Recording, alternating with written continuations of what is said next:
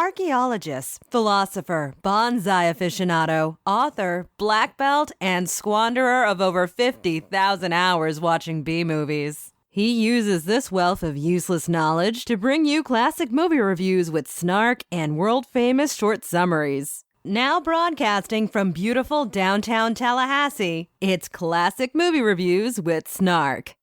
Welcome to today's show. My name is John. As always, you can subscribe to the show on iTunes or follow the links to social media in the podcast show notes. You can also go to snarkymoviereviews.com to read notes, bios, and other random movie thoughts. Today's movie is a little John Wayne art piece. I'm just kidding. It's the Alamo 1960, and it's a star-studded epic. Look at that. Yeah, what about it? It's a 5-pointed star. Well, maybe the owners are from Texas. Remember the Alamo? I beg your pardon? Oh, he was just joking. Joking? I remember the Alamo. I saw it once in London, in Leicester Square. She means in the cinema. That film with John Wayne. Oh, yeah, of course. Checkmate. Right, with Laurence Harvey, and everybody dies in it. Very bloody. Bloody awful, if you ask me. This movie was directed, produced, and starred the great American actor John Wayne as Colonel Davy Crockett. We covered John Wayne in Episode 2, Chisholm, 1970. Another great American actor, Richard Widmark, played the role of Colonel Jim Bowie. Richard Widmark was covered in Episode 23, Longships, 1964. After filming began, Widmark was unhappy with his casting. He felt he was too small to play the larger-than-life Jim Bowie who stood 6 feet 6 inches and made the knife that bears his name famous. After the problem was settled, Widmark did a great job playing Travis as slightly angry. I wanted to give you a little background on the historical Jim Bowie. Natchez, Mississippi was the jumping-off point for Texas. Almost a decade before the Alamo, Bowie was in Natchez and got into a little scrap.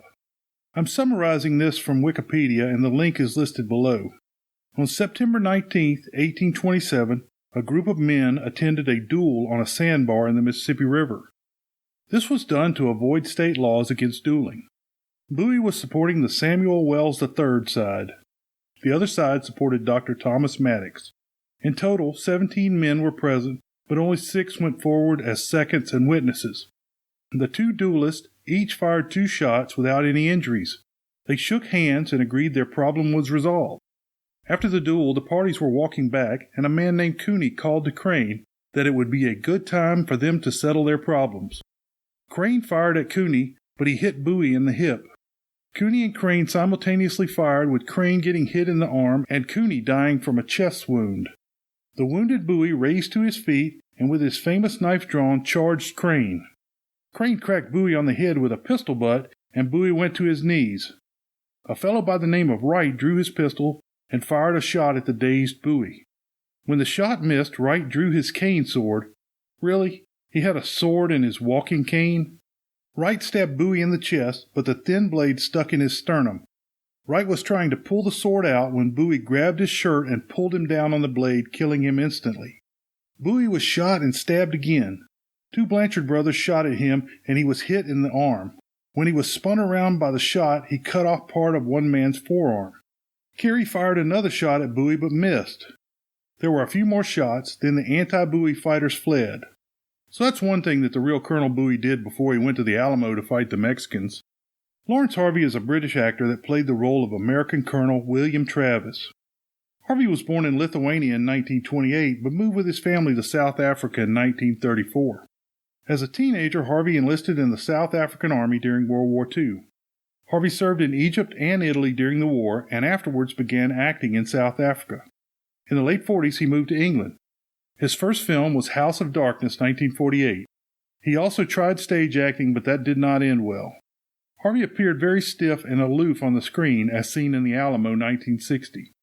After starring as Romeo in Romeo and Juliet, 1954, Warner Brothers gave him a lead in King Arthur and the Crusades, 1954. Harvey returned to British films and had more flops than hits. In Room at the Top, 1959, Harvey was fantastic. With these kitchen sink dramas, he was in good company such as Albert Finney, Tom Courtenay, Terrence Stamp, and Michael Caine. Harvey went back to Hollywood and was in Butterfield 8, 1960 with Elizabeth Taylor. The Alamo 1960 was released that same year. His role as Raymond Shaw in The Manchurian Candidate 1962 was amazing. He acted like he was brainwashed as he slept-walked through his scenes. His scenes with Frank Sinatra are the reason people write about films.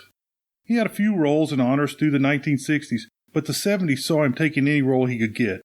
Laurence Harvey died on November 25, 1973, from stomach cancer. Frankie Avalon played the role of Smitty, one of the younger Tennesseans. Avalon came out of the Philadelphia music scene. He was originally a trumpet player and later a vocalist. He did well as a singer and had his biggest hit with Venus in 1959. His first movie, Jamboree, 1957, had come 2 years earlier. By 1960, his record sales were in free fall. He began taking small movie roles such as The Alamo 1960 and Drums of Africa 1963. However, what made him an all-American boy idol were the beach movies he made with former Mouseketeer Annette Funicello.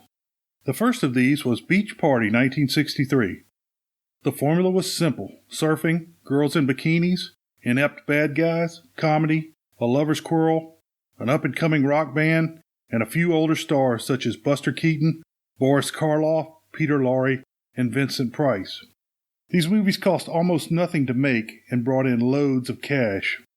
While there were over 30 films in this genre, Frankie and Annette only made 8 of these films, including the reunion film Back to the Beach 1987. This movie had Bob Denver reprising his television Gilligan's Island character, and someone finally said out loud that Frankie looked more like a Jersey kid than a surfer boy. Currently, Avalon is still touring as a singer in revival acts. Patrick Wayne, the son of John Wayne, played the part of Captain James Butler Bonham.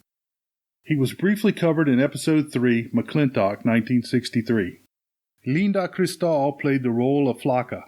Born in Argentina, Cristal was a star in Mexico and Italy. She is probably best known to American audiences as Victoria Cannon from television's The High Chaparral, 1967-71. However, I remember her as a labor agitator in Mr. Majestic 1974 with Charles Bronson. She was in several other television shows and movies. She returned to Argentina in 1985 and hasn't acted since. Joan O'Brien was cast as Mrs. Sue Dickinson, one of the Alamo survivors. Joan started out as a singer but made the transition into movies. She may be best known as the over-endowed nurse on the Pink Submarine in Operation Petticoat 1959. She was only in a handful of other movies, including one with Elvis and another with John Wayne. Her last movie was Get Yourself a College Girl, 1964. Shortly after that, she retired to raise her children, and later she became an executive for Hilton Hotels. Chili Wills played the part of the beekeeper. He was briefly covered in Episode 3, McClintock, 1963. Ken Curtis played the role of Captain Dickinson. However, the world will always know him as Deputy Festus Hagen in Gunsmoke, 1959-75. Born in Colorado, Curtis was not similar to the characters he often played. His original career was as a singer for the Tommy Dorsey Orchestra. He started film work and was in a lot of westerns, including some John Wayners such as The Quiet Man, 1952, Rio Grande, 1950, The Searchers, 1956, The Wings of Eagles, 1957, and The Horse Soldiers, 1959. Other great films include The Long Gray Line, 1955, Mr. Roberts, 1955, The Last Hurrah, 1958, and Cheyenne Autumn, 1964. Curtis died in 1991 at the age of 74. Denver Pyle played the gambler. Born in Colorado in 1920, Pyle kicked around a bit from drummer to oilfield worker until he joined the Navy at the beginning of World War II. He was wounded at Guadalcanal and discharged in 1943.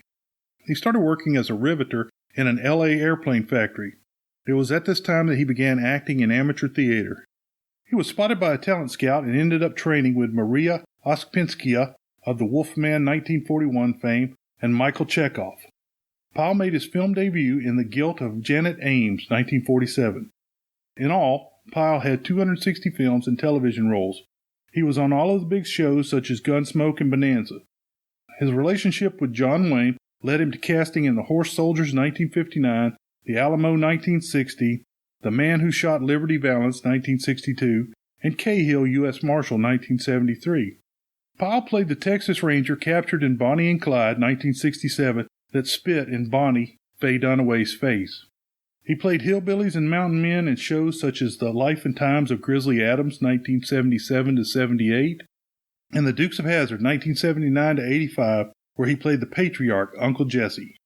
He died of lung cancer at the age of 77 in 1977. Singer Sammy Davis Jr. asked John Wayne if he could play the role of Jim Bowie's slave. The producer blocked it apparently because Davis was dating a white actress. Like this is that when you talk and you talk about the things that bring us nachas and bring us good joy about what we do and where we came from, then it's all of one. It doesn't matter, that if you're this way and I'm that way. Aisa Wayne, the daughter of John Wayne, played Lisa Angelica Dickinson.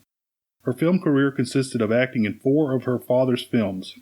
Hank Worden played the parson. He was briefly covered in Episode 3, McClintock, 1963.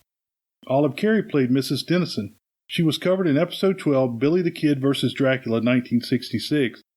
I never saw her speak in this film, and I only saw her driving a wagon. Richard Boone played the small role of General Sam Houston. This role was to go to John Wayne so he could concentrate on directing the film. However, financial backers insisted that he take the far larger role. Boone was born in L.A. and is said to be related to Daniel Boone. Boone drifted as a college student, boxer, and oilfield worker. When World War II came, he joined the Navy. Following the war, he used his GI Bill to study acting. He performed on Broadway and in television. His first film role was The Halls of Montezuma, 1950. He began to be regularly cast in westerns and war films.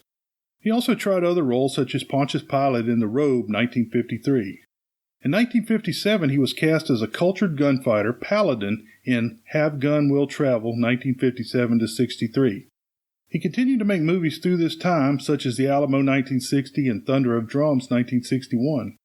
In the mid-1960s, Boone moved to Hawaii and slowed his working pace. In 1972, he moved to Florida and began to work in television again. He was in a Jack Webb-produced series, Heck Ramsey, 1972-74, based on a tough frontier sheriff who uses modern methods to solve crimes. Boone died from throat cancer in 1981. John Wayne created the Bat Jack production company so he could make and direct this movie. His company not only had to pick up a lot of the tab, they had to provide the star power of John Wayne.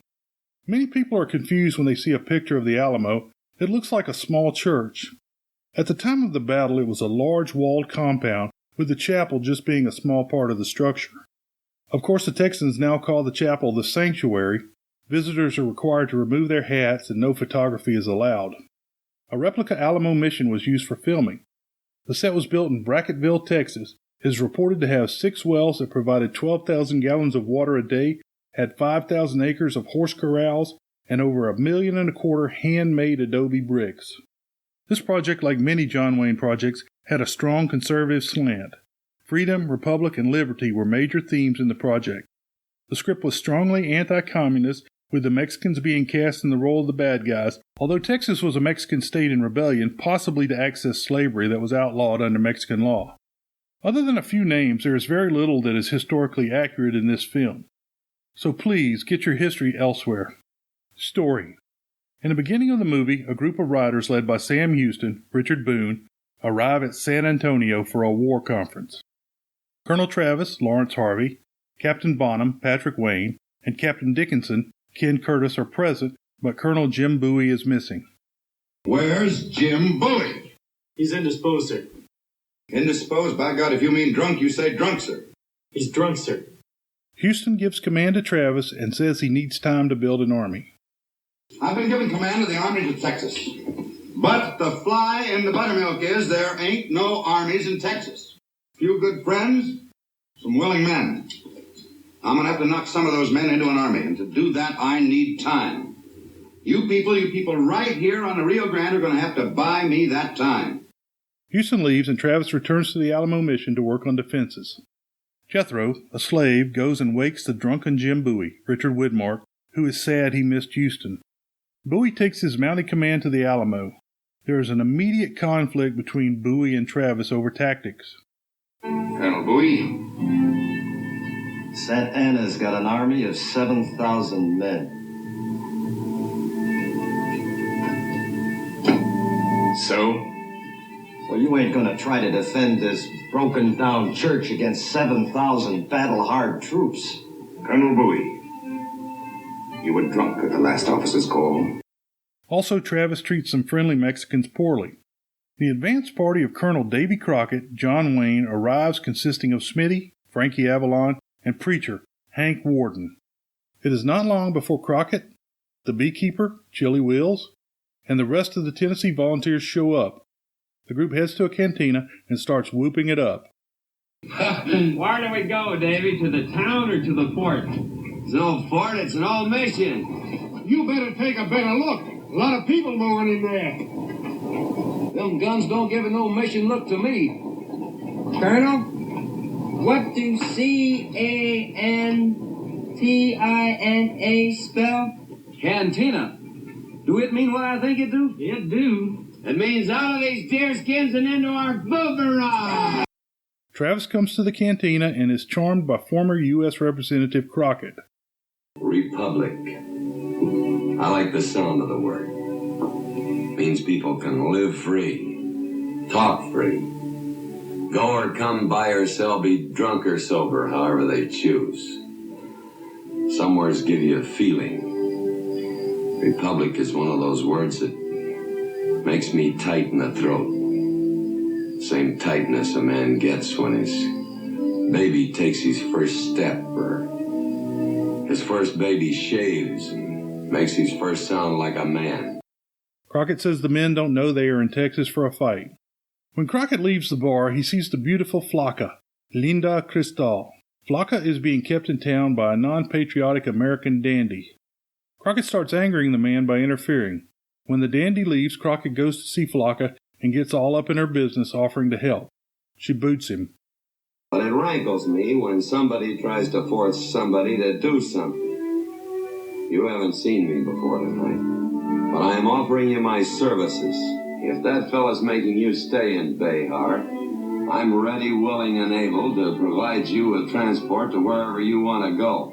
And on the other hand, if you choose to stay in Behar, I'm ready, willing, and able to see that he don't bother you.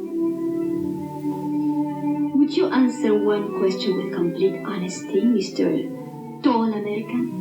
Ma'am, only modesty restrains me from telling you that I am widely known for my truthfulness.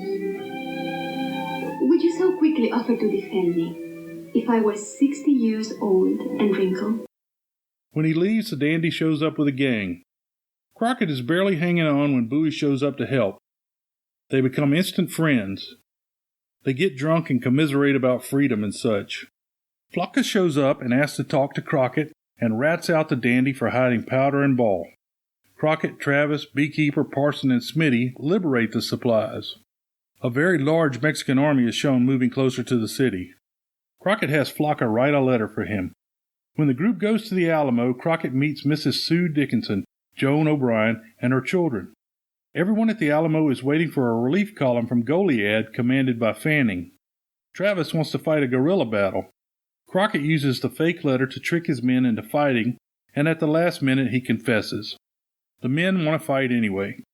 Davy, I ain't never said I ain't been whooped. I have. But I give each and every one of them fellas a chance to dig in and get the job done. But I ain't never took nobody's word in advance they's gonna chastise. Much obliged. Well, speak up, Davy. We're gonna stay. Well, I'm thinking it over. What is it to think about? You getting that old? Man told DeMartin, Gaddis, chastise is there. That's right, chastise. But I wrote the letter. Oh, now don't you start weaseling. You said yourself that would be the very words he'd write to us if he was to write us a letter. Well, gentlemen, you convinced me. We'll fight. He has Flaca's stuff packed and he sends her to safety. The Tennesseans move into the Alamo.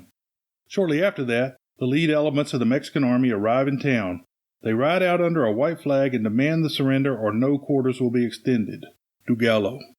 Travis fires the cannon and Crockett and Bowie start to respect him. The Mexican army, about 6,000, start deploying around the Alamo as they arrive.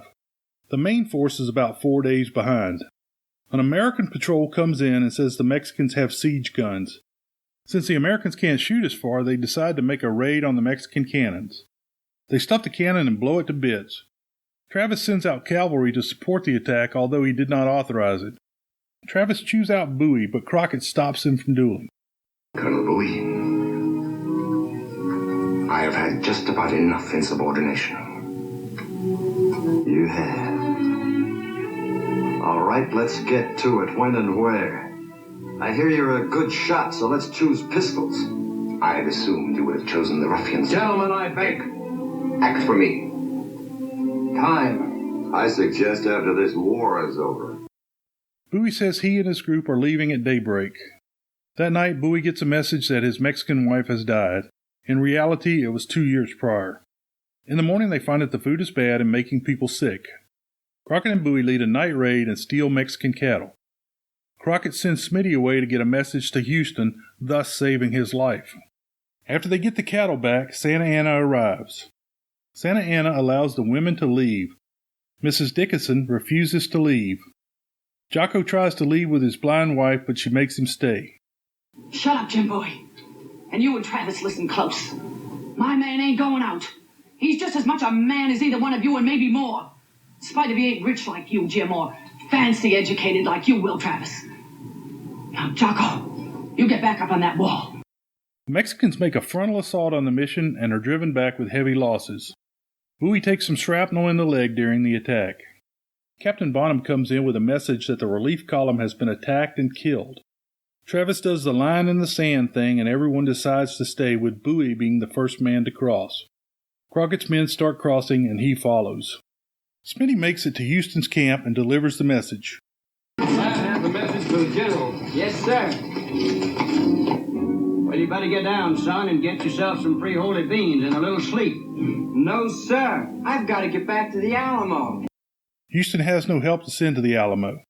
Yesterday I read you Colonel Fannon's message telling us he cannot reach the Alamo in time. Today I have this from the Alamo. They are surrounded. We can't help them.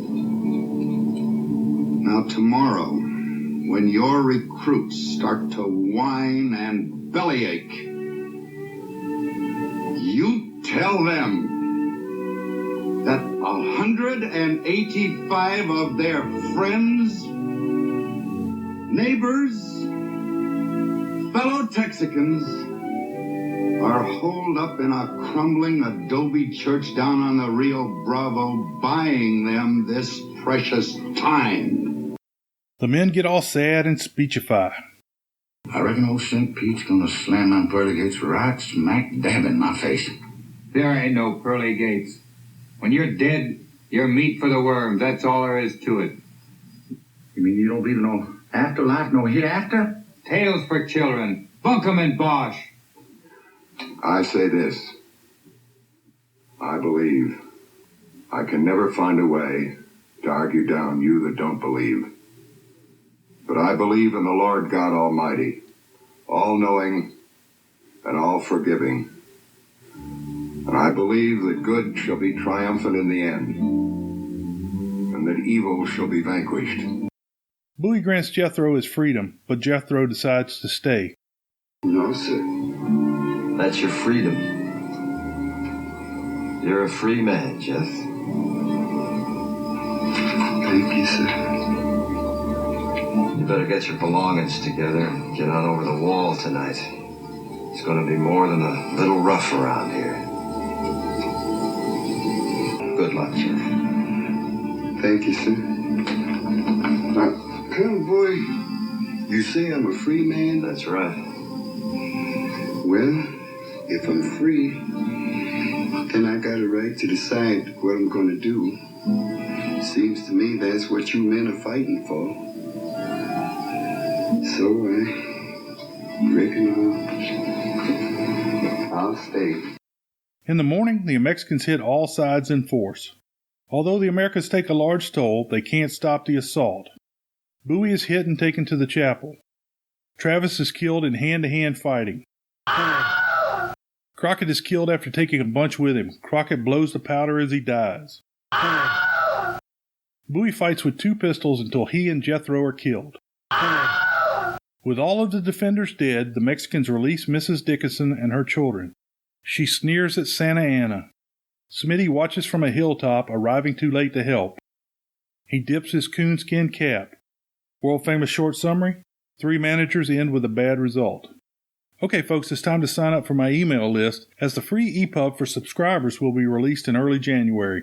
It's around 200 pages, has 50 reviews that are cleaned and cross-referenced, and original artwork. If you want a copy, it's completely free to list members. Okay, so if you enjoyed this week's show, please tell your friends, and if you really want to help, drop over to iTunes and give me a review. If you want to comment, recommend a movie, or just say hi, follow the links in the show notes to my site. I have SpeakPipe so you can leave audio feedback as well. Beware the Moors.